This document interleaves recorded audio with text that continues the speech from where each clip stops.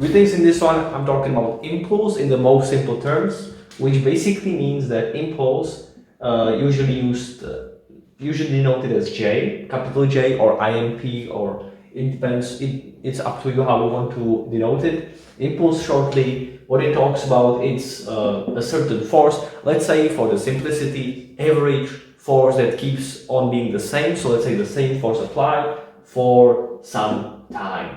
Alright, so impulse is a force applied for some time. It's not force applied for some distance, like work, but it is force applied for some time.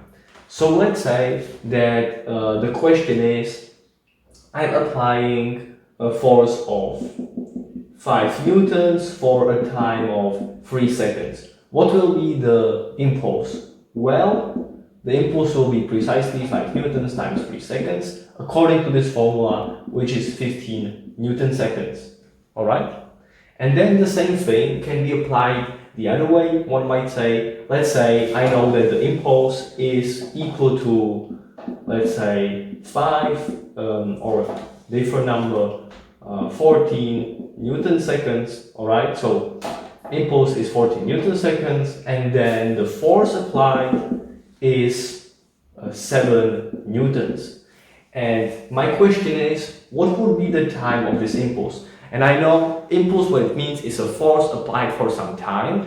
Therefore, when I know the impulse magnitude, I know the force magnitude, what I'm looking for is the third one, it's the time. So if I want to talk about the time, well, I can divide both sides of this equation to derive a formula to get a time depending on the impulse and the force which is being applied during this impulse.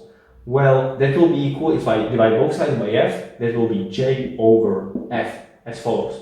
And this is very nice because, as you see in this particular example, in the second one I present now, what it is about is basically, I know the impulse, I know the force, and I'm looking for the time, which is exactly what I just derived from this equation to get it. And so, I plug it in here, 14 newton seconds over 7 newtons, and that is 2 seconds. Alright, so one can, get some of these values, let's say 2 of the 3, and always get the third one from there.